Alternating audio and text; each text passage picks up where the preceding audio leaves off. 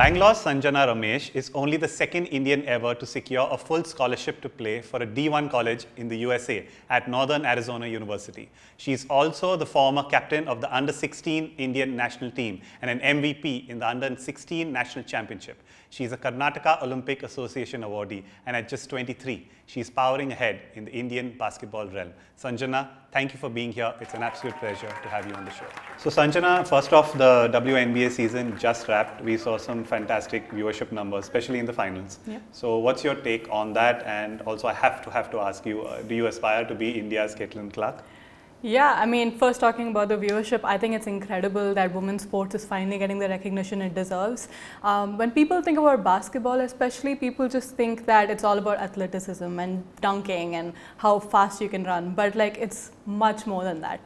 Like understanding the game and using like strategy to beat the other team. And women's sports have like a very strong capacity for that, and now it was shown, like especially with Caitlin Clark. She's really promoted the sport like throughout globally. I think she could be like Kobe Bryant in China, you know. Yes. Yeah, and I would definitely aspire to be something like her. Like her game style is completely different, but I want to have that effect in India and try to grow basketball in India that way. Perfect. So let's go back to the start.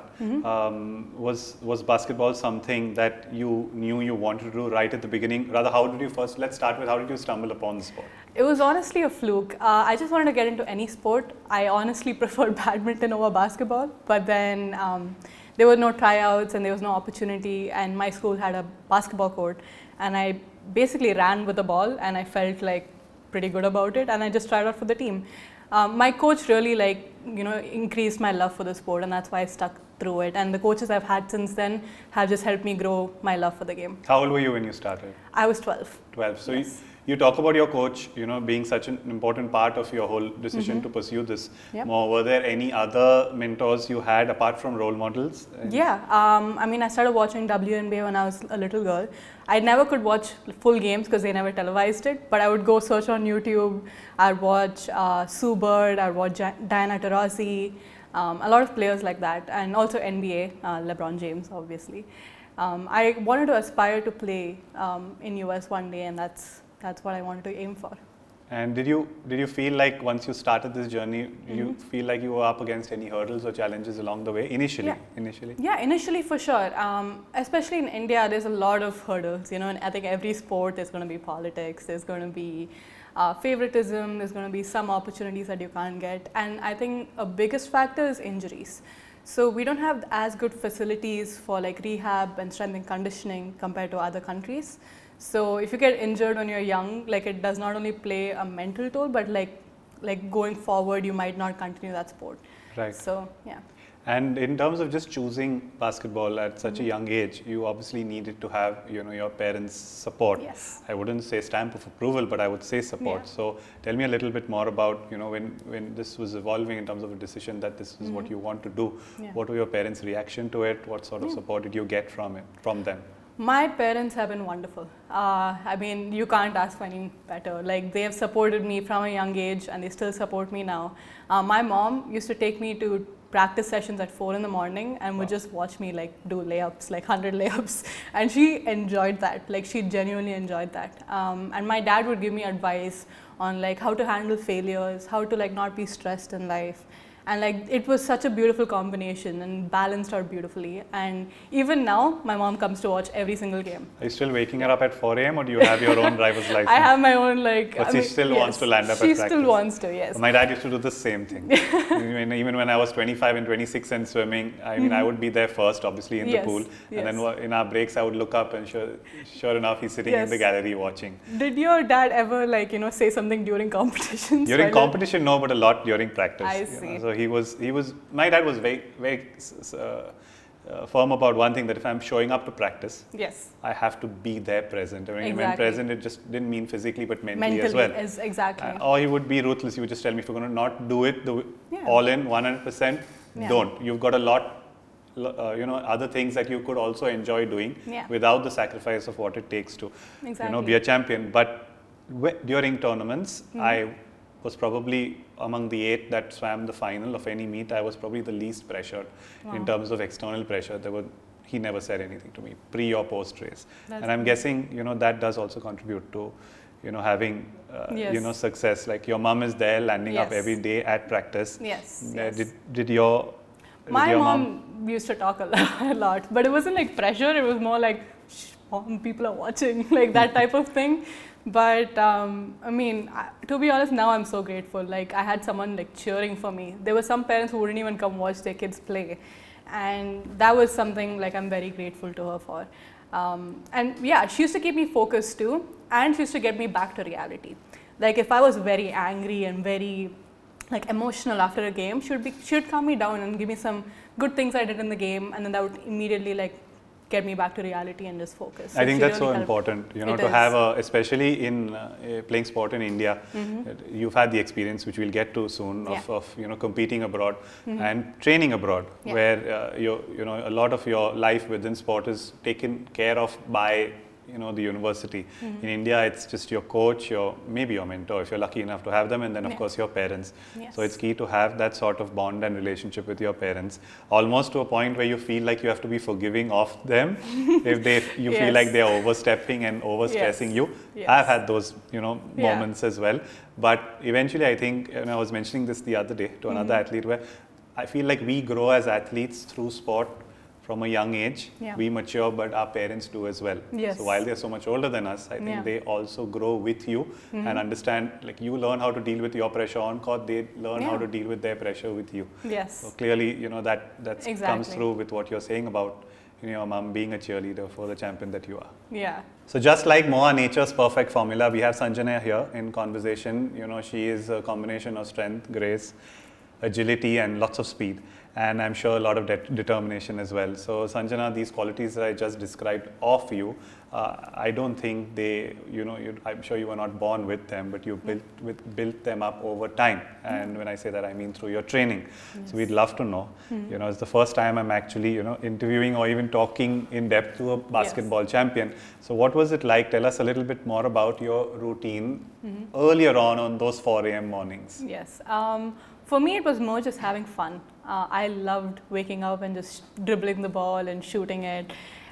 It was not like getting better or anything. It was just how much time can I spend on the court. And I would always keep thinking about basketball, and it was never like I had to force myself to think about it. Like I would go 4 in the morning and just do 100 layups, and then I wanted to show my coach how fast I can do it. And getting that praise was something I really loved. And then afterwards, a memory I had in school is I would go 15 minutes before like the assembly, and I would try to touch the rim as much as I could. Like my goal was to touch the rim or touch the net. And at one point I did this every single day, that I started getting a fan base. So there was like a group of 12th graders who were like on top, and they could see like the basketball court down. And they would see these middle schoolers, and I'm just there running every day to go touch that net. And if I did, they would start clapping, and then I started craving that. So it was something really simple of just, loving the sport, people encouraging you, and I just played it as much as I could. I played like 3-4 times a day. So you clearly play to a crowd. You're super When I was a little, yeah. You love the spotlight on Yes, stage. yes. So tell me, you didn't mind the 4 a.m. mornings. I did not. You didn't. You No. were looking forward to getting to practice and showing Yes. off your skills. Yeah. I think touching the rim got a lot easier as you grew up Grew and then you down. had more applause. But how did your training transition from doing something just with the pure focus of having fun at it to something a little more serious in terms of, say, what you do today when you're prepping for a tournament? How intense is it, and what's your schedule like? I mean, now it's way more structured, and that transition was, I think, smooth for me. Initially, like I had to start doing training where I started practicing certain types of shots many times a day. And then from there it goes on to now where I train and I schedule my stuff with strength and conditioning coaches and coaches who are in skill development and like even recovery physios. So my training now is like I do physio 3 to 4 times a day, 4 times a week, sorry. And I do like basketball like as much as I can. I try to play shoot at least 1 hour a day. And if I can play games in the evenings, I do that. So it's very structured.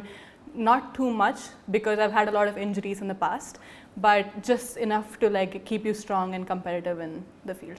Okay, so I've always wanted to know, when you're when you're leading up to a tournament, like for example with swimmers, we lock in 80 kilometers, 90, 100 kilometers a week. Yeah. In off season, then mid season that reduces, but then the intensity of each workout goes up. Yeah. But we then drop down to maybe 15 or 20 kilometers in a week, but lots of quality, very short workouts just before a tournament. Yeah. So how does it work with basketball? Are you all training as intense all the way to a day before match day, or do you all also drop down and taper, so to speak? So in basketball, I feel like that education that you said is not widespread. Okay. I mean, it took me only few years to learn this, but only like few elite athletes in India know about like loading and deloading. Correct.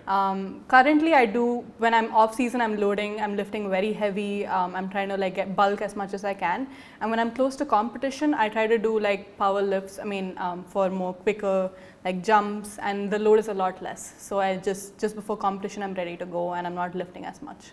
And injuries. Yes. You spoke of injuries and how you have to conscientiously cut down on training time or do more quality, less quantity. Yes. Tell us a little bit about the challenges you faced with that. Yeah. So I've had like knee injuries, ankle injuries, back injuries, even toe injuries, almost every part. But I've had to like cut down on playing a lot more because the more I use it now, and if I don't have proper recovery, it starts to get a strain, and that puts a strain in competitions. My goal is to play like pain-free and play as efficient as I can.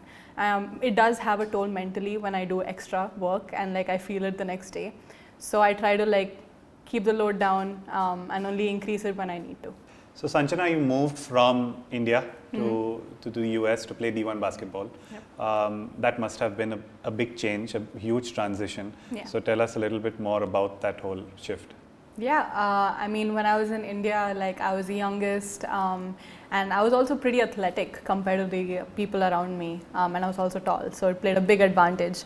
So when I went to US, I was very hopeful, I was very excited because I got to play in such good facilities, and we have access to physios 24/7, we have good nutritionists, we have everything you need to be a successful athlete. But when I went there, like the competition was intense. People were taller than me, they were stronger than me. It's like that Will Smith song, and they were also more skilled because they've been playing at such a young age, and they've been training with skill development coaches at such a young age, which is something India lacks in. We have no skill development coaches. So I might have had the sense of the game, but I didn't have the skill of the game. So it was very hard to like adjust immediately. And I wanted to just, get everything in, soak everything up so like I can be the best athlete I can be from there. And you were there for 4 years, right? Yes. So you talked about how you have a very close relationship with your parents. Your mom was at practice every day. I'm guessing, did she move with you, or was it? So in terms of, just being away from home, were there challenges that you dealt with Tell us. Yeah, there were a lot of challenges. Being away from support and family was a big thing, especially in America. Like, they have a very individualistic society. So it's not like very community based like in India.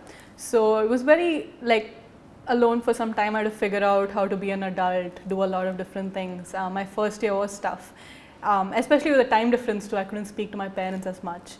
And it was tough, but then I think like over time, like, you get used to it, you get used to accountability, responsibility, and like I learned a lot from it. I think because a lot of, youngsters watching you and listening to what you have to say, they do need that little push or that little sense of courage that, it is definitely worth, if you can do it, and you're lucky enough to do it, to transition abroad and get used to, one is getting used to the whole change, and once you're used to it, you get access to so much. Exactly. Right? Like my first experience of training abroad, the exposure abroad was, I was 16, I went to Australia to prep for the one edition of the Olympic Games in 2004, and it was so new for me. I was so outside my comfort zone that I was there only for 6 months though. So it took me 6 months to get used to liking to be abroad without my parents, and then by that time I had to, you had to come back. In 2010 I went back to USC and I was a little more comfortable, but youngsters listening in have to, I'm happy that they get to hear from someone who's actually done that. Yeah. You walked this road, and you have come back now Yes. for a year, right? Yeah. And you're looking back on it as just a fantastic experience where you've gained so much knowledge. I want to get some sort of comparison in between training facilities. You said there are no skill development coaches even now in India. Is that true? I mean, I know maybe 2. Wow. Yeah, Okay. that's all I know of. And abroad, I mean, in the States, you've got access to so much more, Yes, right? yes. So apart from just the skill development in terms of equipment, information, training sessions, what would be the biggest difference you could pick between the two? I think like how efficiently they play the game. It's not only like even in nutrition, you could say. For example, if we had practice, we would have protein shakes right next to our like room, so we could just have protein shake and go. But in India, we'd have to wait for the eggs and milk to come, after practice. But that's one. Another thing would be like facility-wise. So we had to do like partner shooting in India, where someone rebounds for you and another person keeps shooting, which is a very effective way to score. But like in US, you have these thing called machine guns and shooting machines. So there it's like 30 minutes, you have like 500 shots, you can just keep shooting quickly and you're done. But here 500 shots could take an hour, 2 hours, 3 hours, it could take a long time. And that's how they're more efficient on the court. And they have like facilities right next to each other as well. So like the gym would be near the basketball court, the track and field would be like 2 minutes away. So everything was very efficient to like manage. Even like academically, like classes would be just like 500 meters away. So it wasn't very hard to manage everything there. But when you talk about it not being very hard, you're also there in the university to study. Yeah. And what course did you do? I did Bachelor of Science in Information Systems Management, and I also had a certificate in marketing and a certificate in business analytics. Wow, so you did balance it clearly Yes. very well. Yes. But so what would you like? What do you think held you in good stead in terms of your qualities that enabled you to balance both competitive sport at such a high level and your academics? I think like time management, especially like that first year when I talked about responsibility and accountability, right? You need to like at one point realize you need to make sacrifices. Sure. Yes. So like I sacrificed, going out with friends a lot. It would be like once or twice a week, and I focused on like my academics and my sport. Because you don't have time for anything else. You can't afford to miss classes because your scholarship is based on like your academic integrity as well. Right. Okay. So I balanced it out pretty well, and I started enjoying the process as well towards it, because you started getting appreciation academically. Especially in US, they have a very nice system and balance between sports and academics. So you've got appreciation for your academics and your sport, but do you also still have the group of students who are applauding you for? Do you get that in the United States, or is that just for India? I mean, I think that's more India. In United States, they're a little more negative. The crowd is like not fun sometimes, but it's also like it can be motivating as well. Because if you have a crowd booing you and then you're like, playing against it, like you have a sudden burst of ego and pride, and that feels good too. And when you're competing here, you're saying that the crowd is more positive and the energy is more positive. Yeah. From a young age, you've risen to an audience. You talked about that whole moment and how it was so special for you when you think about it. When you play a match today in India, do you feel do you still like to draw off the energy of a crowd? Absolutely, absolutely. I feel like the game changes. Like when you have a crowd supporting you and like seeing how you're playing and you hear them, right? You also calm down and you want to like, play more cool and play more relaxed and like show what you've got. Especially like it's in Kantirava, especially this is where I train in Bangalore. We have an amazing crowd, and we used to at one point have like people would come wear blue and just come support us on the court, because I was part of Beagles basketball and we would have a blue jersey. So people would come wearing blue just to support us, and I loved it. That environment is so fun to play in. So Moha promotes confidence through its range of products, and we have here Sanjana, who stands tall, so tall with confidence. Sanjana, confidence is not just given to you, it is earned. It is earned with 400 shots day in and day out, early mornings, transitioning to better training facilities, working literally, through the year all the time, to come to a point where you feel like you've earned the right to dream, to have aspirations towards greatness, like you said, India's Caitlin Clark. But I want to really hear from you. What are your goals for the future? Your big goals for the future? My big goals is to play in Europe. So they have a really good market in basketball. They really treat their athletes very well, and it also grows the game in India because there's no one that's done it before. No one's played professionally, had contracts. I mean, there have been some, but they have been in Asian countries, not in Europe or US. And that's my goal. My ultimate goal is to play abroad, play overseas. Another goal of mine is to promote India. Like I want to be able to get India into FIBA World Cup and win few medals as well. Because we've always qualified for tournaments, but we've never won a medal in the women's side.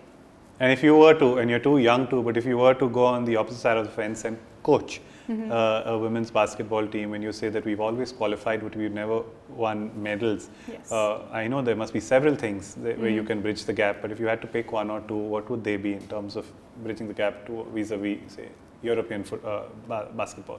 I feel like attention to detail and focus. Every part of the game is very structured. From defense to offense to rebounding, like every single part of it is structured. But in India, we only focus on like maybe defense and offense, that's it. But we need to focus completely and integrate systems that other countries are using.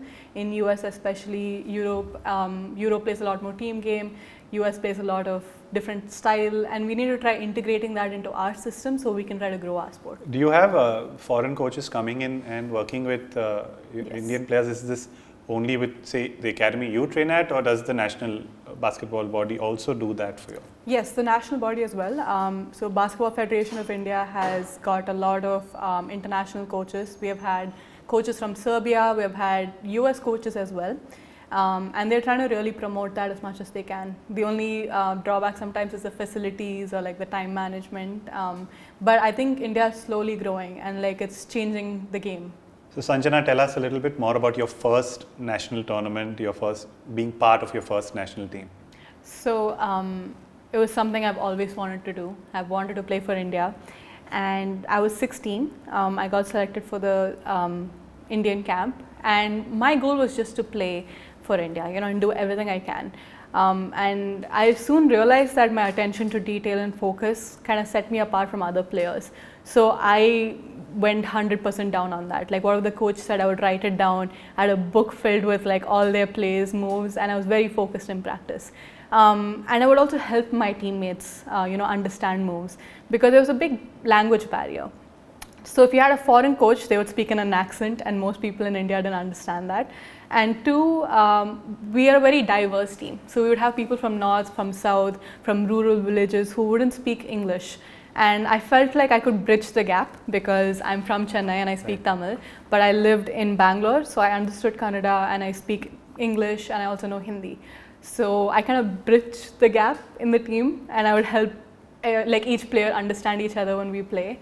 And yeah, like that's how like my first experience playing for India like really grew, and I also got appointed as the captain of the under-16 team because of that. So you're 16, you're doing as much or more than what a captain should be doing. There's clearly a lot of the weight of expectations and pressure on your shoulders as captain to perform for the team, make the right decisions. At 16, how do you feel you dealt with pressure? I think I could have done a better job because the tournament was in Bangalore, and that's my home crowd. So there was a lot of media around me, especially when a girl from Bangalore got the captaincy. And that was the first time I've ever been bombarded with like journalists and like photographers, and I was very shy, and I mean just flashes everywhere, and I didn't know how to act, how to be. I was a little pressured. I was like, what if I don't play well? People are going to watch me, and the stadium was filled. So this is the first time I felt like I had a lot on my shoulders and I had to carry it. And my first game, I hurt my ankle. So it was very disappointing as well. But then my coach, assistant coach, Anita Paul Durai, she comes up to me and she's like, you're the captain of the team. It's not about you, it's about the game. It's about our whole team and what we need to accomplish, which is win this B division. And that took me out, and I'm like, okay, it's okay, I'm injured, it's okay if I'm not playing well, but if I'm helping the team win, that's all that matters. Because at the end of the day, it's winning that matters. And I mean, towards the end of the tournament, that slowly got better, and that was my whole experience. playing with under 16. It's probably a great learning experience through that tournament, your first time you're captain. You had some disappointment through it, like For you're sure. saying. When as athletes we go through, our downs or our disappointments, it's very hard to tolerate. The more competitive you are, the harder you find it to accept reality. In that moment, what generally draws us back is love for what we do. What are some of the aspects you love about your sport? I love how I feel when I play. I feel really free. There's so much I can do. There's so much like dynamics in basketball. There's so many areas you can do, like defense, offense, rebounding, ball handling. Like there's so many areas to improve, and it's such a multifaceted like sport. And I love learning new things because I feel like you can't know everything about basketball. Like even like Steph Curry wouldn't want to learn something more about rebounding, and that's what I love most about the sport because there's so much opportunity to grow. So Sanjana, you talked about how much you loved, training in the States, the exposure to better competition, better coaching facilities, and of course you're talking about how much you love the crowd here and the training here as well. So you spent 4 years in the States. What fueled your decision to say, no, I'm after my my education, I want to go back home and not stay on and continue competing and training there? Yeah, I mean there were two decisions. One, I wanted to learn all this information that I've learned in 4 years and give it back to India, and I wanted to show how much I've improved. Another decision was that even though the experience was good and I gained a lot of information, it was also COVID years. So 3 years in US with COVID was really hard mentally because you're away from home, you're away from your parents, away from people around you, and it's very isolating at one point. And I felt like, the basketball, I didn't feel the love for it as much as I did, and I wanted to take like a year to just get my mental health back, to know why I love the sport. I wanted to come back to India and see everything again, experience everything again, because it's a whole new experience once you've left home. And I wanted that. So I wanted to show what I've got, and I wanted to show like my peers what I've learned, and also gain back the love for the sport. This is very unique, honestly, very rare. Though you come from a team sport where you have athletes who go abroad to learn certain skills, better their game, and then also think of how they can do, give back to the sport once they come back home. That generally, that clock goes off when you are feeling like you're sort of retiring, which you're nowhere close to, and how you can think of now giving back. But while competing, if you're already thinking of that, very impressive. Now that you've had this year, you say you've been in Bangalore for a year, you're competing, training here. Does it ever cross your mind now that to think of maybe going back to the States and pursuing that form of training again? Yes, I did consider it. So I had another year of eligibility, so I could go back and do my master's as well as play in US. But I made a decision recently to take my master's. If I want to do my master's in the future, it would have to be like completely focused on that, because I also have an interest academically, which I didn't think I would get, but I got an interest in it, and I decided that if I want to do my master's, I want to do it 100% in that, and I could always do it later in life. So I chose another career path, which is going to Europe, and I wanted to explore more playing in that side of town, because Europe basketball is growing so much right now, especially for women's sports. It's almost as good as NBA and WNBA, and I think like players get paid even better in the women's side. So that's something I'm really looking forward to going. What I love most about what you have, your mindset here is, I see, and it's going to be so beneficial for young kids tuning in, is that today when I work with young athletes, they're very talented, they're very hardworking, but what I also feel is that they're very confused. Not all, but in terms of when I ask a swimmer, for example, what do you want to do at the end of the year? And they say, I want to do this, but I say, but be specific. You have to set specific goals, and I think that ability isn't really, we have to learn to teach and build that ability where you have absolute clarity in terms of what you want to do, how you want to actually see your year unfold. Not say, I just want to win. Doesn't work. So with you, you're pretty clear in terms of when you want to study, how you want to study, where you want to train, and not just confused. Of course, there are kids who are phenomenal and can and want to do both, but clearly you want to stay committed to one, go all in one, and then do the other, and that's very important for our listeners to tune Yeah. into and listen to. Yeah, especially like in US. I mean, I know I balanced out academics and basketball really well, but I had to turn down so many opportunities academically. Like we would have career day where I get to talk with some of the best CEOs of many companies, but I couldn't attend that because I had practice. Right. And then if I had like a basketball thing, I would have to do a test another day. So it was always a sacrifice, and I want to make sure I give my 100% in something. And that's why I made that decision to Right. separate it. You talk about sacrifices. Yeah. To become a champion, you have to deal with sacrifices all Yeah. the time. When you were younger, and in India, you had family around. I'm sure that you miss spending time with because you were on court. Tell me how you managed to emotionally handle, choosing to sacrifice certain things that you may have found were your bigger yes, so to speak, in that moment. When I was younger, honestly, it didn't hit me for a long time because I was just enjoying life, like traveling to a different state, traveling to a different city, playing like different tournaments because everything was new to me. But I think it started getting hard when everything became mundane because I've gone to many tournaments, I've visited many cities and stuff. And that's when I realized, okay, I miss home. Especially in US. My first year was so exciting. I got to live in 5-star hotels, travel to different cities, states, see new teams. It was very exciting. But then second year with COVID, everything, it started to get a little more mundane because it's the same thing over and over, and then you start to miss home. But I couldn't go back home either because of COVID and the flights getting cancelled. I think I dealt with it by having talking to counselors maybe. Right. So we have sports psychologists in our college as well. So I mean, just having a quick chat once a week was really helpful. Trying to be in touch with family as well whenever you can. So time management especially, I would schedule calls with my parents. So that helped a lot to deal with stuff emotionally. It's very important because you've got kids stepping out of their comfort zone. Yes. And going abroad initially, I'm guessing, because I felt like I can do it all when I first moved abroad to train, but clearly reality hit me in the face and I had to shut down my ego honestly and accept that I do need help and I do need to talk to people and you've normalized it by saying what you're saying. So Sanjana, you've now trained a year with the Akanksha Singh Basketball Academy. Before that, you were 4 years in the United States. You did talk about differences between what happens abroad in terms of training versus India. You've still chosen to be part of this academy and train here. So tell us a little bit about what you find great about this, the system here. I mean, firstly, the thing we lack in India is skill development, and this academy focuses a lot on skill development.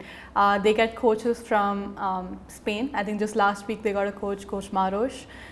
He came and he gave skills development training for 2 weeks to all the younger athletes and elite athletes, which I attended. And it was very insightful to learn all these new moves and new skills. And it taught us that basketball is a lot more than just being athletic. You can be skilled and you can also beat players who are more athletic, and that was very good insight for youngsters to learn. And this academy has a very good understanding and relationship with the other academies around. So they have a good relationship with the physios. So how it was in US, all the facilities nearby, I could go get training, go get a shootout, get shooting machine done, and then go and get physio immediately after. Right. And there's also ice bath, there's hot shower, everything like that. So everything was very nicely set up in Rawat Padkone, and that's why I love going and training. So it's almost like it's the closest you would get to something of an international status. I remember talking to you and asking you to bring in something that was special to you. Yes. I'm told you have brought it onto set. Yes. So this is so familiar to me. I'm so lucky that I can, right away know what this is. Yeah. But this is special to you. This is special to have for an Indian athlete. So tell me a little bit more. She's brought her an Indian pin in. I'd like her to, tell me her version of the story. So this is an India pin, and you get these pins. Every national athlete that plays for India gets these pins. And it's given to swap with other countries. Correct. So it's supposed to build friendship and relationships with other people, and it's something I carry really close to my heart because it shows that it's more than just a game, and you're connecting with people. And I mean, when I was in Asian Games last year, I could see people from Palestine, see people from all over the world, and it was really nice talking to them and then exchanging pins. And then it just shows basketball is not just a game. It takes you everywhere in the world. You can talk to anyone you want and you can build your life from there. So that's Amazing. something You know what it's taken to earn your India colors, to earn your Yes. stripes, so to speak. Yeah. You know, the first time I went abroad to race, so we were about 12 swimmers, boys and girls, and I was 12 years old, and we were all given, These a pens. couple of these, and they said this is for you, and then to exchange, with other countries, like you say. Yes. So I think I had about 11 or 12 of them. Yeah. Then at the Asian meet, there were more than that in terms of countries. Yes. So I was always very shy. I was Oh. from childhood, so I felt like this is my ticket to talk to people, to talk Yeah. to competitors and other teammates from other countries. Yeah. And I went with my first pen. I exchanged it, and I felt like, okay, now this is You the got way the Rehan confidence. is going to learn to be more, Yeah. less shy and more social. And in 3 hours, I had exchanged all my pins. I went back home, and my mom was like, "Okay, so now you give me the one you want to put up on your board," and I had Yeah. none. Very, very pissed off mother. Ah. But it was just memories. Like you say, it tends to it teaches you that sport is bigger than yourself. Yes. With something as little as this, it actually Yeah. resonates with how big you are and how big your goals are and dreams are. So Thank you for bringing this along. Yeah, of course. That's for you to keep actually. I Wow. have one at home. It so. seems to be my lucky day. So, Sanjana, you talked about injuries and how you've had to deal with them. That clearly takes a toll on you. Yeah. Also, every tournament, every championship you go into, you would want to win, you would love to win, but it's not always going to turn out that way. Yes. So, combination of say physical, stress that you put on your body combined with mental does tend to take a toll on mental health. I feel like this is a subject that is, yes, getting more importance within India and Indian sport in general, but not enough.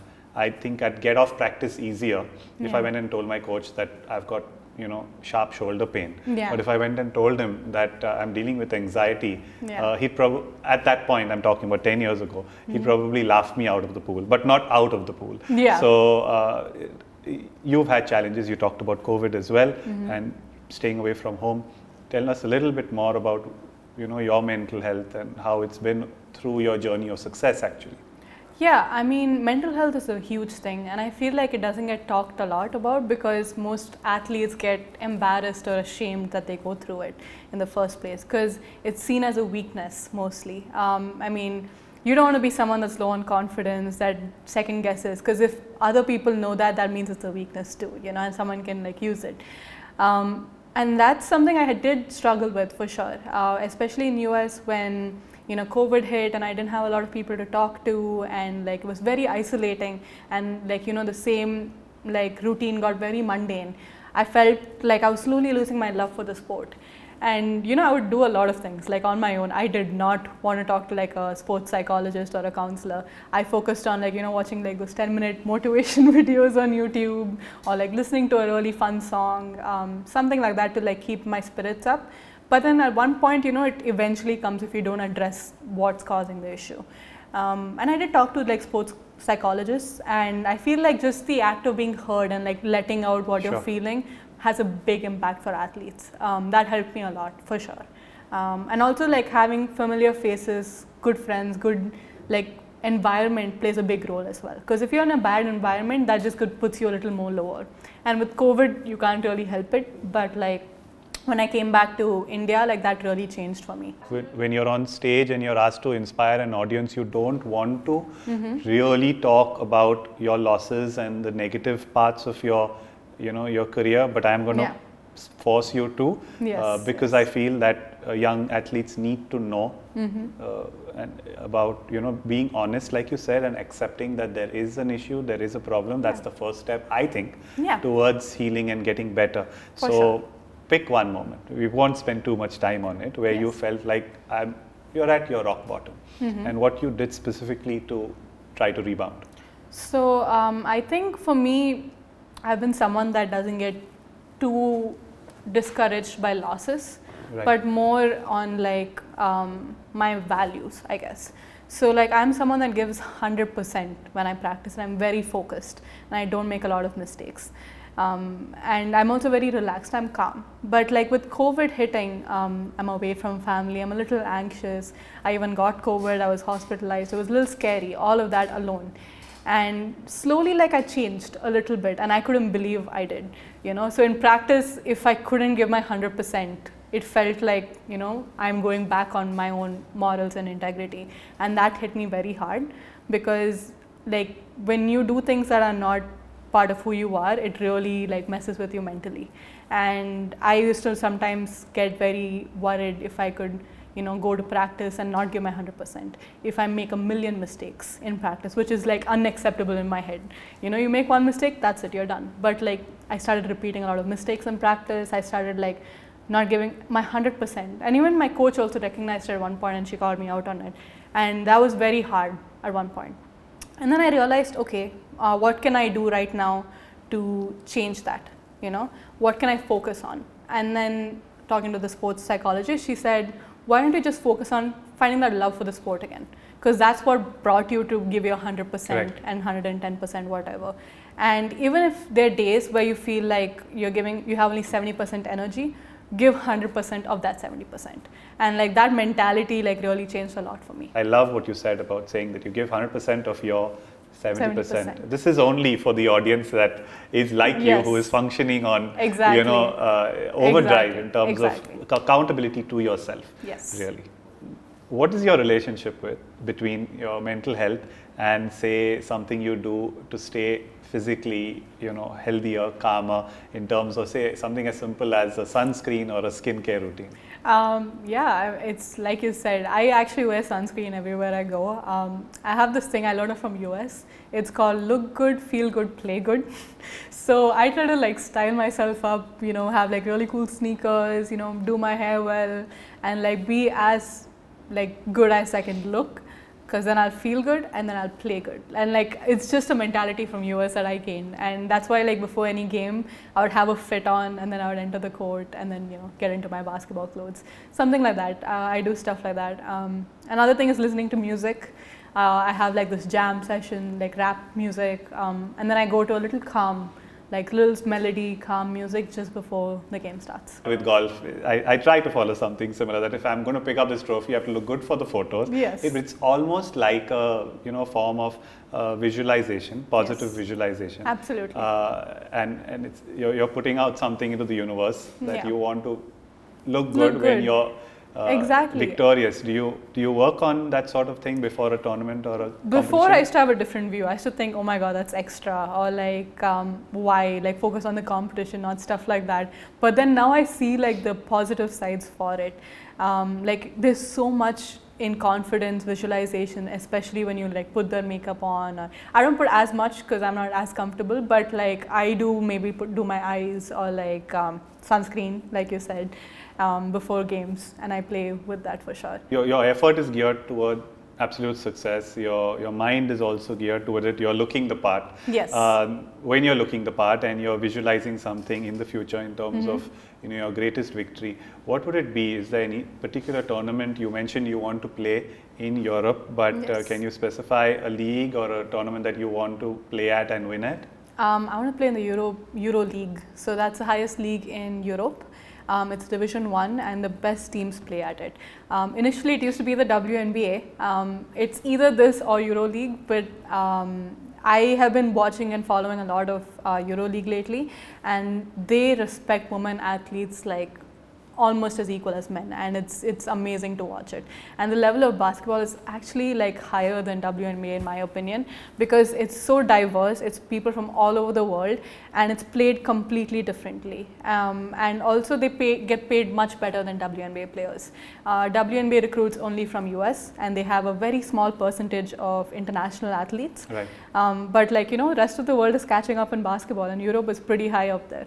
What would you like to see in terms of a change of just support from our country Yes. for our female athletes and specifically basketball players? I think the biggest change can be coverage. Before our games used to be televised, DD Sports, Right. but now they don't get as televised, and maybe YouTube quality is not as good. If they can focus on that, it will really change, because it took one game for Caitlin Clark to become who she is, and Yes. it was the finals of like 2022, and like she got millions of followers after that because of the rivalry. And if just one game can do that, I feel like just increasing that viewership and engagement in India would change Indian basketball forever. But I have to ask you, in a sport that is not so popular within India, is it for parents who are looking at, a girl or a boy who is showing interest in the sport, is it really a viable career option for them? I think right now it's a very viable option. I think parents are realizing it as well, especially around where the sport can take you. The easy route, I shouldn't say the easy route, sorry. The usual route is to, just study, write your SATs or something and go to US. But now sports can take you to US, to Europe, anywhere you want it to go. And it also brings you that pride in the family. And now like sports is also changing like for a family in terms of monetary terms as well. You can really earn a living, you can get a government job, a very secure job as well, and I think parents are realizing that, and they're also supporting it, especially in this academy that I've seen like so many little kids coming at like 7, 8 just trying to dribble a basketball, and I love it. And their parents would be sitting there just like my mom did at like 12, watching them do this and then talk to them, and if they get upset, help them. Like I love how much parents are getting involved in their athletes' lives now. You mentioned several points in your career where you found success, and you celebrated it. You also talked about moments of joy that weren't really attached to trophies and medals, but coming back to them through downs, because you wanted to remind yourself of how much you love the sport and why you do what you do. Yes. But if I had to press you, to pick one moment, one win, or even not a win, but just one moment where you felt absolute joy that the sport gave you, what would it be? There have been a lot of moments like that. I can tell one in US and one in India. In US, I've had these goals for myself, a step up ladder you could say, attain this, go to the next goal. And I was able to get this one goal, which was a double-double. And I got to play in a game. I got to play a lot of minutes, and I did really well. And I was very proud of myself because I went all out and I felt very free and alive in that game. I've had that same feeling in India. I lost this game though, however. It was in finals in INBL and it was my home court. It was in Bangalore, but I gave everything I could, and it was a very close game. The crowd were on their toes, and there was so much like engagement from them as well. I loved every second of it. Even though we lost, I didn't feel bad because I think I gave everything I could. And that was very satisfactory to me. This I love. I love the second part of your answer. Again, young kids watching, yes, it is about the victory, but it cannot always be only about victory. Yes. You're telling me with all honesty that you drew the same amount of joy and gratification from your sport, irrespective of whether it was a win or a loss, but it was the moment. It's lovely to see, that this is your outlook. And I think India clearly needs, yes, they need skill. You mentioned skill development coaches, but I think more than that, they need athletes like you who eventually step into that role to not only govern the sport and make important decisions for the sport, but also teach kids to play sport and play basketball the way you do, not generally play the sport. And I think that's important, and that is a compliment to who you are. We play smart, and today we're going to think fast in our rapid fire round brought to you by Moha Sunscreen Spray. So Sanjana, we've talked about so many things that have covered your journey, your wins, your losses, your experiences, your learnings. Now we'll end with it being a little light. So just some quick questions, quick answers. Okay, so who is your sports goat? LeBron James. Okay. Or your favorite WNBA team? Seattle Storm. If you weren't an athlete, what would you be? I would be an esports player. If you weren't a basketball player, if you had to choose another sport, what do you think you'd do? Ultimate frisbee or badminton. Okay, sunscreen spray, sunscreen stick, or sunscreen lotion? Sunscreen lotion. Favorite sports movie? Coach Carter. What is your favorite song to get excited to, hype to before a tournament? Oh shoot. They see me rolling. What is the one thing fans don't know about you that they'd be surprised to if they did? I'm a professional violinist. Wow, okay. Is that also your superpower? No. What is your one superpower that you would love to have? I would love to control time, because I feel like I sacrifice a lot with time management, right? If I could not sacrifice a lot, that would be amazing. Sanjana, it's been amazing chatting with you. It's been amazing listening to your perspective and your outlook, on life in general and also sport. You cannot control time. I'm very sorry to tell you, but what you have done is control this audience and control all our emotions and, sort of change my, perspective. to how I look at sport. I'm very intense. I'm a very intense athlete. You have to win, win, win. The more joy that you find, the more it is you are an asset to our country and our nation, because I know you are already doing it, but you will mentor and coach also in the future. So whether you're in Spain or in any part of Europe or in America, I'm pretty certain that you will always rise above everybody's expectations of you, and you will always make the perfect shot, always. Thank you so much. Thank That you, was so Sanjana. sweet. Thank you.